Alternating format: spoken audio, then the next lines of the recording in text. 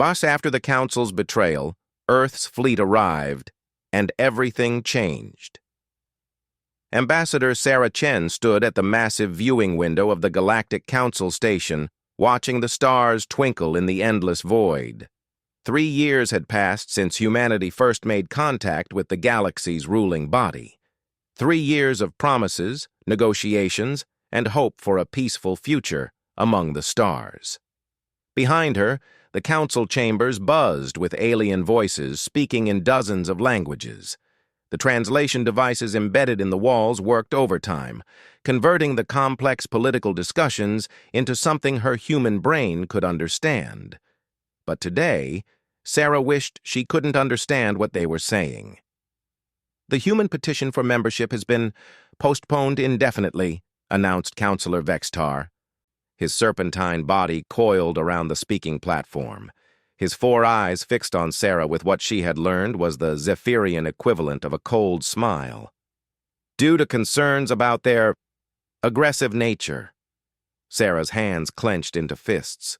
Aggressive nature. The same excuse they'd used for months now. Every time humanity brought new technology to share, every time they offered assistance with galactic problems, the Council found new reasons to delay their membership. With respect, Counselor, Sarah said, stepping forward. Humanity has demonstrated nothing but peaceful intentions. We've shared our medical knowledge, our agricultural techniques, even our music and art. What more do you need to see? A ripple of what sounded like laughter passed through the assembly. Councillor Threxma, a insectoid being from the hive worlds, clicked her mandibles in amusement. Your species conquered your own planet through warfare. Your history is written in blood. Do you expect us to believe you've suddenly become peaceful? Every species here has a violent past, Sarah replied, keeping her voice steady despite the anger building in her chest. The Zephyrians enslaved 3 star systems before joining the Council. The Corvan Empire literally ate their enemies, yet they're all members in good standing. That was different, Vextar hissed. They evolved beyond their base nature. Humans. Humans are still too young, too unpredictable. Sarah looked around the chamber, seeing the same dismissive expressions on every alien face. Some tried to appear sympathetic, but she could read the truth in their body language. They didn't see humans as equals. They saw them as dangerous children who needed to be managed, not partners to be welcomed. I see, Sarah said quietly. Then perhaps it's time for humanity to reconsider our relationship with this council. The chamber fell silent. Councillor Vextar's eyes narrowed dangerously. Are you threatening us, Ambassador? Not at all, Sarah replied, though her smile was razor-sharp. I'm simply stating a fact. Humanity offered friendship and partnership. If that's not what the Council wants, then perhaps it's time we explored other options. Without waiting for a response, Sarah turned and walked out of the chamber. Behind her, angry voices erupted in multiple languages, but she didn't slow down. She had a message to send to Earth, and it couldn't wait. The communication array on the human embassy deck hummed to life as Sarah input her security codes. The quantum entanglement transmitter would send her message to Earth instantly, regardless of the vast distances involved. It was one of the few human technologies the Council had actually been interested in, though they'd demanded the specifications be shared for the good of all species. Sarah had refused, and now she was glad she had. Priority message to Admiral Harrison and the Earth Defense Council, she began, speaking clearly into the recording device. Council membership has been officially denied. Reason given, humanity is too aggressive and unpredictable. Recommend immediate implementation of Protocol 7. She paused, thinking about everything that had led to this moment. The condescending attitudes, the constant delays, the way council members spoke about humans like they were discussing a particularly troublesome pet species. But most of all, she thought about the intelligence reports that had been trickling in over the past few months. The council wasn't just denying humanity membership out of prejudice. They were afraid. Afraid of human technology, afraid of human adaptability, and most of all, afraid of what humans might discover about how the Council really operated. Additional note, Sarah continued. I have reason to believe the Council has been actively suppressing technological development among member species. They maintain power by keeping everyone else dependent on Council-approved technology. Human innovation threatens that control. She ended the recording and sent it on its way, then sat back in her chair to wait. Protocol 7 meant that Earth's government would recall all human ambassadors and cut off diplomatic relations with the Council. It also meant something else, something the Council didn't know about. Earth had been preparing for this possibility since first contact. While Sarah had been playing diplomat on the Council station, Earth's shipyards had been working around the clock. The public knew about the exploration vessels and the trade ships that had been visiting Council space. What they didn't know about were the other ships being built in the outer system, hidden from prying alien eyes. Sarah's personal communicator chimed with an encrypted message from Earth. She smiled as she read it. Message received and understood. All personnel to return to Earth immediately. Package delivery in 72 hours. Admiral Harrison. Package delivery. That was code for the arrival of Earth's real response to the Council's betrayal. Sarah began packing her personal belongings, taking care to include the small recording devices hidden throughout her quarters. For 3 years, she'd been documenting everything she saw and heard on the Council station: the corruption, the backroom deals, the way certain species received preferential treatment while others were kept in line through economic pressure. The Council thought they were dealing with naive humans who would accept their decision and slink away with their tails between their legs. They had no idea what was coming. As Sarah sealed her bags, she looked out the window one more time at the massive Council station. It was truly an impressive sight, a testament to the engineering capabilities of dozens of species working together. Spinning rings and habitat modules stretched out like metal flowers, housing millions of beings from across the galaxy. It would have been beautiful if not for the ugly truth underneath. A soft chime indicated an incoming communication. Sarah accepted the call, and Counselor Threxma's insectoid face appeared on her screen. Ambassador Chen, the alien began, her mandibles clicking nervously. I wanted to speak with you privately about today's proceedings. Perhaps there's still room for negotiation. I'm afraid not, Counselor, Sarah replied politely. Humanity has made its position clear, and so has the Council. There's nothing left to negotiate. But surely you understand our position. Your species is simply too volatile. Given time, perhaps in another century or two. Another century? Sarah laughed, and there was no humor in it.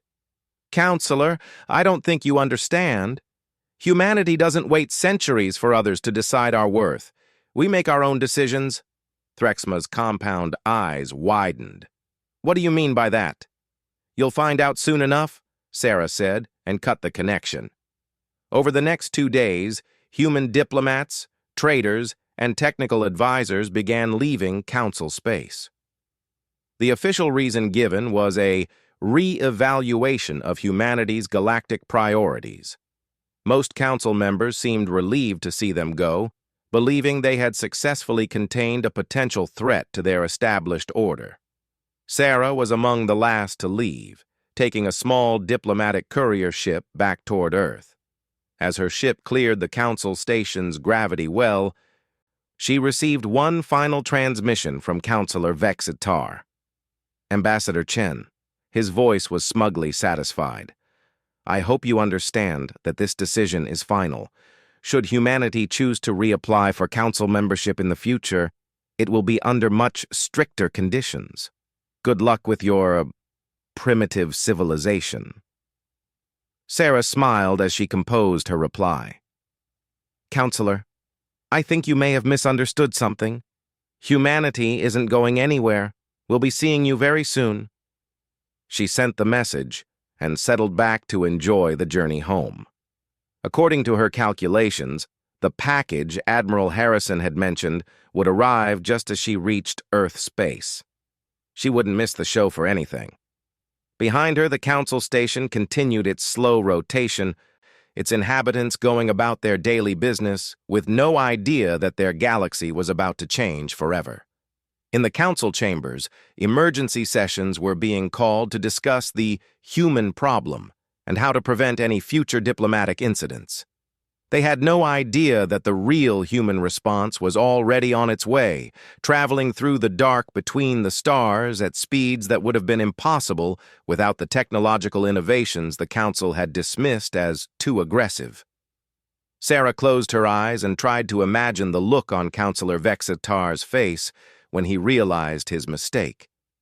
In 72 hours, the Council would learn that humanity had never needed their approval or their membership. They were about to discover what humans did when their offered friendship was rejected with contempt. The stars outside her ship's windows seemed to twinkle with anticipation, as if the universe itself was waiting to see what would happen next. Sarah had spent 3 years trying to build bridges between humanity and the galactic community. Now it was time to see what happened when those bridges were burned. She suspected the Council would regret their decision very soon. The courier ship's engines hummed steadily as it carried her toward Earth, toward home, and toward whatever came next.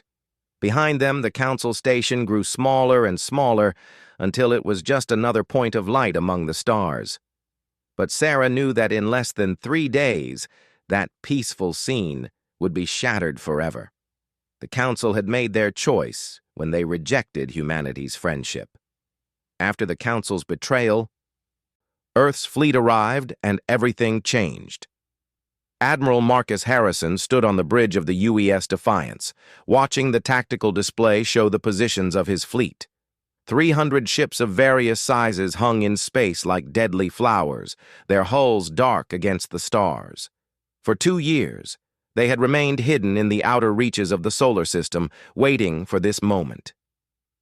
"Sir, we've received confirmation from Ambassador Chen," reported Commander Walsh from the communications station. "The Council has officially rejected humanity's membership application. Protocol 7 is now in effect." Harrison nodded grimly. He had hoped it wouldn't come to this, but Earth's intelligence services had painted a clear picture of what humanity was dealing with. The Galactic Council wasn't the benevolent organization it pretended to be.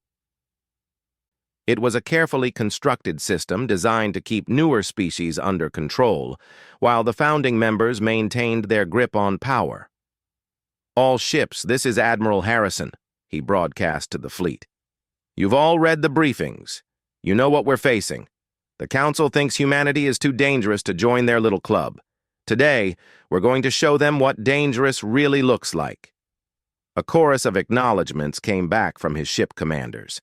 Each one of them had volunteered for this mission, knowing they might not return home. But they also knew that if they didn't act now, humanity would spend the next 1,000 years as a second-class species, begging for scraps from the Council's table. "Helm, set course for the Nexus system. Maximum burn."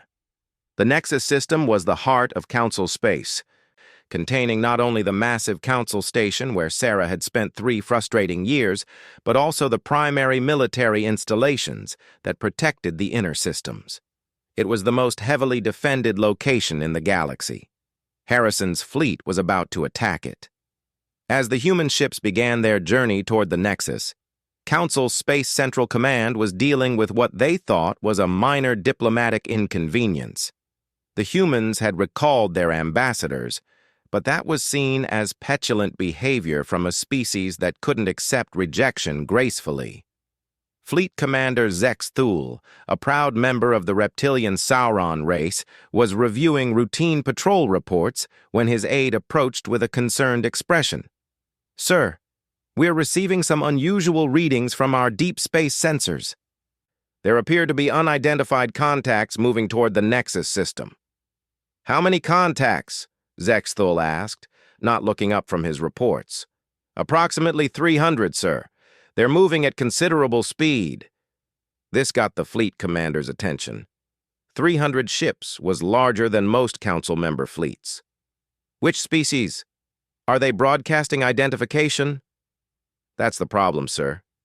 The energy signatures don't match any known council technology, and they're not responding to our hails. Zexthul set down his reports and moved to the tactical display. What he saw made his blood run cold. A massive fleet of unknown vessels was approaching the most sacred space in the galaxy, and they showed no signs of slowing down. Sound the alert. Mobilize the home defense fleet immediately and send a message to the Council. We may have a situation developing. What Zexthul couldn't have known was that humanity had spent the past 3 years studying Council military tactics, technology, and defensive capabilities.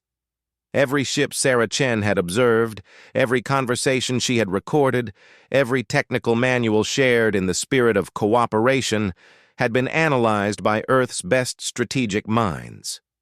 The humans knew exactly what they were facing, and they had planned accordingly. On the bridge of the Defiance, Harrison watched as his fleet dropped out of faster-than-light travel at the edge of the Nexus system. Immediately, his sensors lit up with contacts as the Council's defensive fleet moved to intercept them.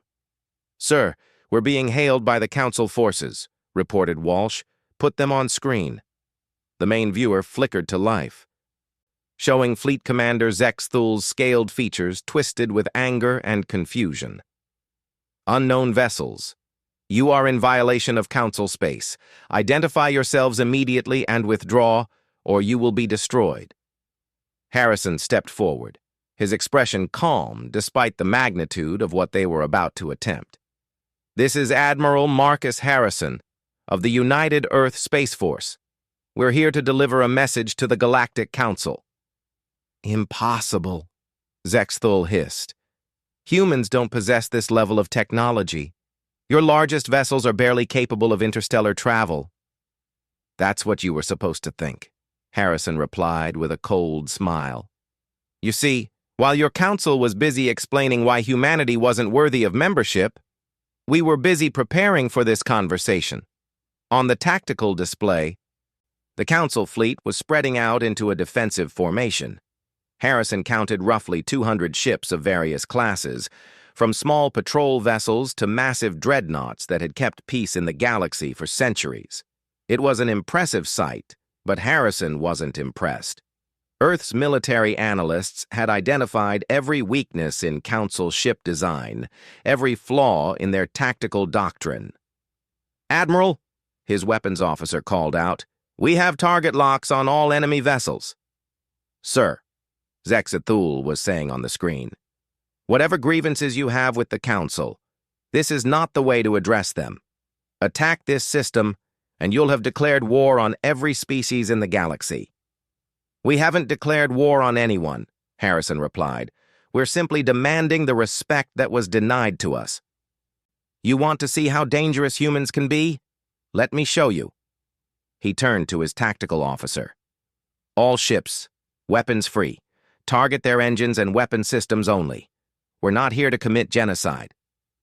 "Sir, the Council fleet is opening fire," reported his sensor operator. The space around them erupted in brilliant flashes as energy weapons discharged and missiles streaked through the void. The Council ships had opened with their standard formation attack, the same tactic that had successfully put down rebellions for the past 500 years. It didn't work. Human ships danced between the incoming fire with impossible grace, their advanced maneuvering systems allowing them to avoid damage that should have been unavoidable. When they returned fire, their weapons struck with surgical precision, crippling Council vessels without destroying them. The UES Defiance shuddered as a lucky shot from a Corvan heavy cruiser struck her shields, but the advanced defensive systems absorbed the impact easily. Harrison's return salvo disabled the cruiser's main engines and left it drifting helplessly. "My God," whispered one of his bridge officers. "We're actually doing it." Harrison allowed himself a moment of satisfaction as he watched the tactical display. In less than 10 minutes, his fleet had effectively neutralized the Council's defensive force. Not a single human ship had been lost, while every Council vessel was either disabled or in full retreat. "Open a channel to all ships in the system," Harrison ordered. When the connection was established, his image was broadcast to every vessel, space station, and habitat in the Nexus system. Millions of aliens looked at the human admiral who had just accomplished the impossible. "Citizens of the galaxy," Harrison began, his voice carrying clearly across the communication networks. "My name is Admiral Marcus Harrison, representing the United Earth Space Force. For 3 years, humanity has attempted to join the Galactic Council as partners and equals. We offered our friendship, our technology, and our assistance in maintaining galactic peace."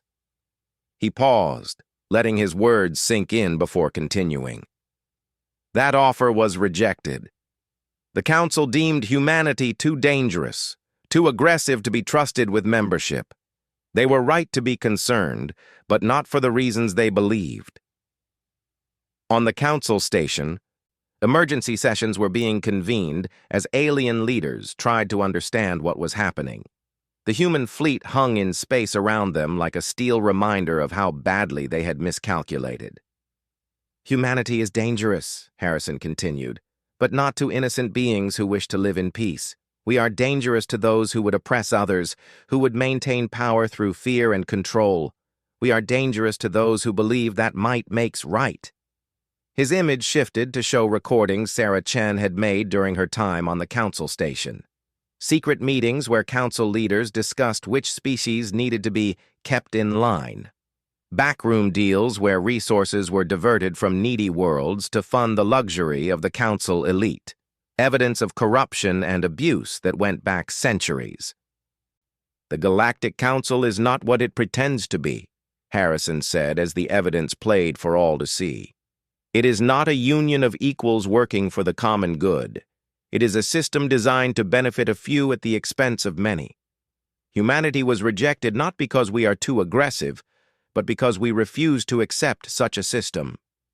Across the galaxy, on worlds where Council propaganda had painted humanity as dangerous primitives, beings watched in shock as the truth was revealed. The humans hadn't come as conquerors, they had come as liberators. "Effective immediately," Harrison announced, "the United Earth Space Force is declaring the establishment of the Free Alliance of Independent Worlds. Any species that wishes to join us in building a truly equal galactic community is welcome. Any species that prefers the Council's way of doing things is free to remain under their protection." He smiled, and there was steel in his expression. "But understand this. The days of the Council's unopposed control are over. Humanity has come to the galaxy not as supplicants begging for acceptance, but as equals demanding respect. We didn't need your permission to be here, and we certainly don't need your approval to stay." The transmission ended, leaving the Nexus system in stunned silence. For the first time in 500 years, someone had successfully challenged the Council's military might and won. Harrison turned to his communications officer. "Send a message to Earth. Tell them Phase 1 is complete. Now comes the hard part." The hard part would be convincing the galaxy that there was a better way than the Council's rule. But as Harrison looked at his fleet surrounding the heart of Council space, he felt confident that humanity was up to the challenge. After all, they had come this far against impossible odds. What was one more impossibility? Around them, the stars bore witness to the beginning of a new age in galactic politics. The Council's era of unopposed control was ending, and the age of human influence was about to begin, whether the galaxy was ready for it or not. After the Council's betrayal, Earth's fleet arrived, and everything changed. 6 months after the Battle of Nexus, as historians would later call it, the galaxy was a very different place. Ambassador Sarah Chen stood on the observation deck of New Geneva Station, humanity's first major construction project in the inner galaxy. Through the reinforced windows, she could see ships from dozens of species docking at the station's multiple arms. The free alliance of independent worlds had grown far beyond what anyone had expected. "Ambassador," called Captain Rodriguez from behind her, "the council delegation has arrived for the negotiations." Sarah turned away from the view, straightening her formal diplomatic jacket. After spending years trying to gain the council's acceptance, she found it ironic that they were now the ones asking for a meeting. The delegation waiting in the main conference room was a sight Sarah had never expected to see. Counselor Vexitar, the arrogant Zephyrian who had dismissed humanity so completely, sat with his serpentine form coiled tightly in what Sarah recognized as a posture of extreme discomfort. Beside him, Counselor Threxma's mandibles clicked nervously, her compound eyes darting around the room as if looking for threats. Most surprisingly, Fleet Commander Zexathul was there as well, the military leader who had faced Admiral Harrison's fleet at Nexus. His scaled features bore fresh scars from the battle, and his eyes held a mixture of respect and wariness that hadn't been there before. "Counselors," Sarah said as she entered, taking her seat across from them. "Welcome to New Geneva Station. I trust your journey was comfortable?" "Ambassador Chen," Vextar began, his voice lacking its former arrogance, "we come here today in the spirit of reconciliation. The Council believes there may have been misunderstandings regarding humanity's application for membership." Sarah almost laughed. Misunderstandings. After 6 months of watching Council worlds declare independence to join the Free Alliance, they were calling it a misunderstanding. "I'm afraid the time for Council membership has passed," Sarah replied calmly. "Humanity is no longer interested in joining your organization. We've found better alternatives." Through the windows of the conference room, the evidence of that statement was clearly visible.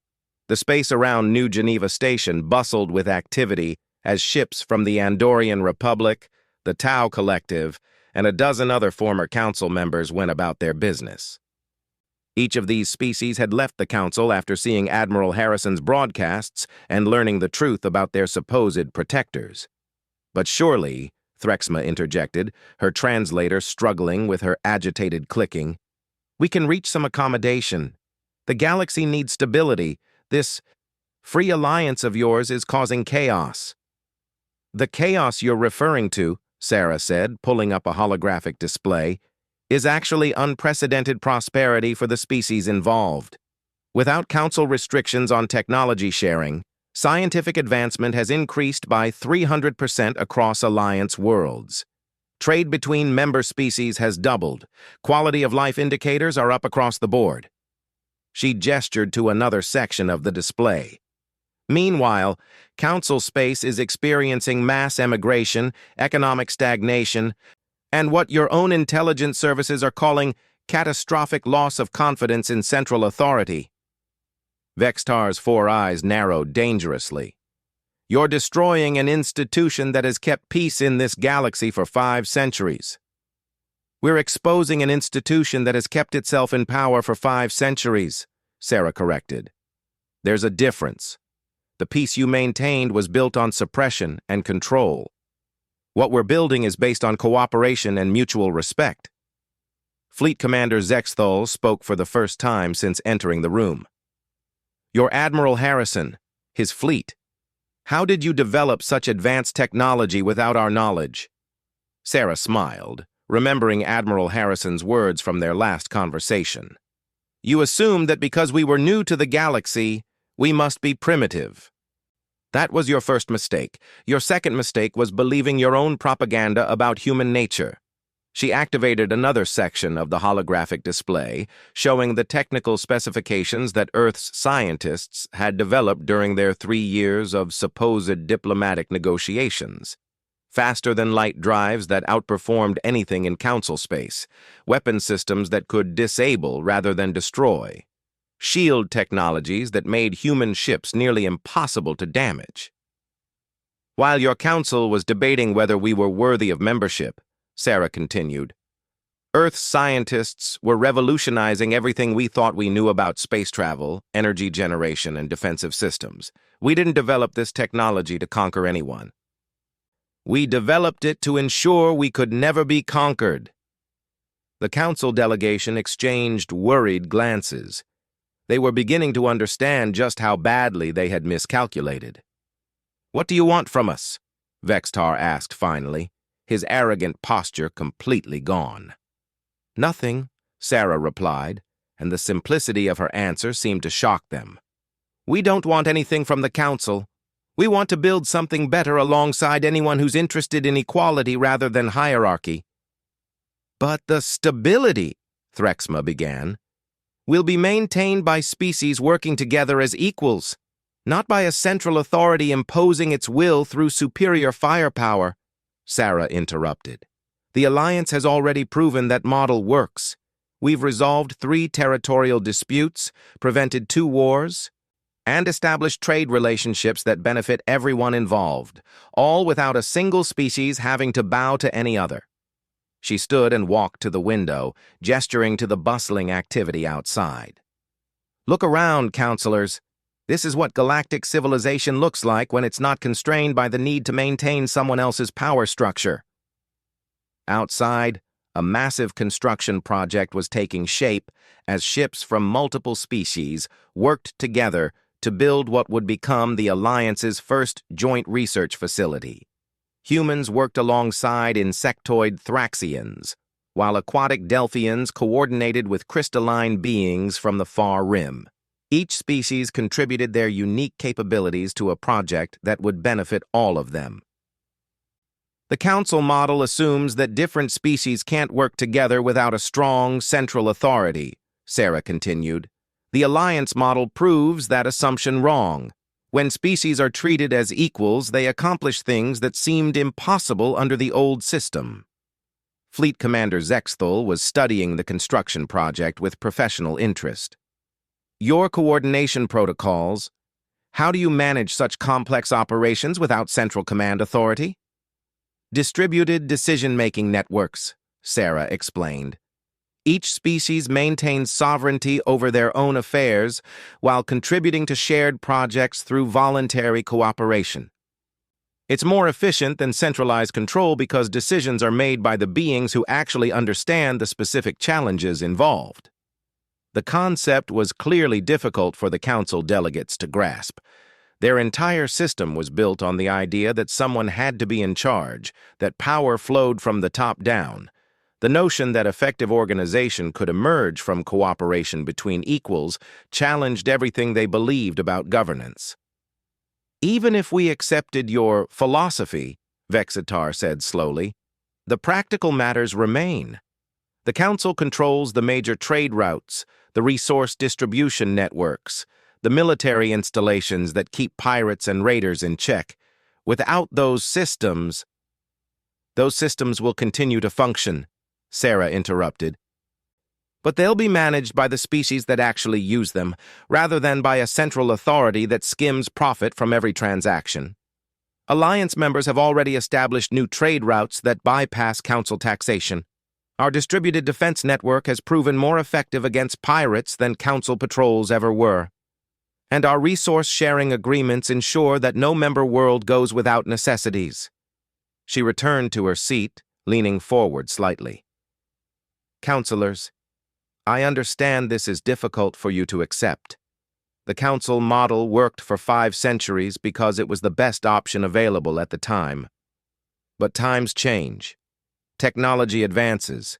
New possibilities emerge. The Alliance isn't destroying the Council's peace. We're offering something better." Through the room's communication system, a soft chime indicated an incoming priority message. Sarah accepted the transmission, and Admiral Harrison's image appeared in the holographic display. "Ambassador, I'm sorry to interrupt your meeting, but we have a situation developing in the Outer Rim. The Kareth Syndicate is launching raids against Alliance shipping lanes, and they're using modified Council military technology." Sarah's expression hardened. The Kareth Syndicate was exactly the kind of criminal organization the Council claimed to protect the galaxy from, yet here they were using Council technology to attack Alliance ships. Admiral, how do you want to handle this? Standard Alliance protocol, Harrison replied. We're assembling a joint response fleet with ships from 6 member species. The Andorians are providing intelligence support. The Tau Collective is contributing their sensor network, and human ships will handle tactical coordination. We should have the situation resolved within 48 hours. Understood. Keep me informed. The transmission ended, and Sarah turned back to the Council delegates. Their expressions ranged from confusion to outright alarm. You see, Sarah said calmly, this is the difference between our systems. When the Council faces a crisis, they convene committees, assign blame, and eventually send a task force to impose their solution. When the Alliance faces a crisis, affected species immediately coordinate their response and solve the problem. But the Kareth Syndicate has been a threat for decades, Threxma protested. They have bases throughout the Outer Rim. No one has been able to eliminate them permanently. Because the Council's approach has always been to contain threats rather than address their root causes, Sarah replied. The Kareth Syndicate exists because the Council's trade policies created economic desperation in the Outer Rim worlds. The Alliance is solving the problem by offering those worlds economic opportunities that make piracy less attractive than legitimate trade. She pulled up another display showing Alliance economic data. Piracy in Alliance space has decreased by 60% in 6 months, not because we're patrolling more aggressively, but because we've eliminated most of the conditions that create pirates in the first place. Fleet Commander Zex Thul studied the data with obvious interest. As a military officer, he could appreciate the elegance of solving problems through prevention rather than force. Your methods are unconventional, he admitted. Our methods are effective, Sarah corrected, and that's what matters to the beings whose lives are affected by our decisions. The Council delegation spent the next several hours reviewing Alliance policies, examining economic data, and trying to understand how such a radically different approach to galactic governance could be working so well. By the end of the session, their initial hostility had been replaced by something approaching grudging respect. Ambassador Chen, Vextar said as they prepared to leave, the Council will need time to consider what we've learned here today. But I want you to know that some of us are beginning to understand that perhaps our initial assessment of humanity was incorrect. I appreciate that, Counselor, Sarah replied. When you're ready to discuss joining the Alliance as equal partners rather than as conquering authorities, we'll be happy to continue this conversation. As the Council delegation departed, Sarah remained on the observation deck, watching their ships disappear into the star field. She knew this wouldn't be the end of the conflict between the Alliance and the Council. Too many powerful interests depended on the old system for it to change without resistance. But today had been a good start. For the first time, Council leaders had been forced to confront the reality that their way wasn't the only way, and that someone else's way might actually be better. 6 months ago, humanity had been rejected from the galaxy's most powerful organization. Today, they were leading a coalition that was reshaping galactic civilization itself. Sarah smiled as she watched the stars, thinking about how Admiral Harrison's fleet had arrived to change everything. The Council had been right about one thing. Humanity was dangerous. They were dangerous to anyone who thought the galaxy belonged to them. Now they would live with the consequences.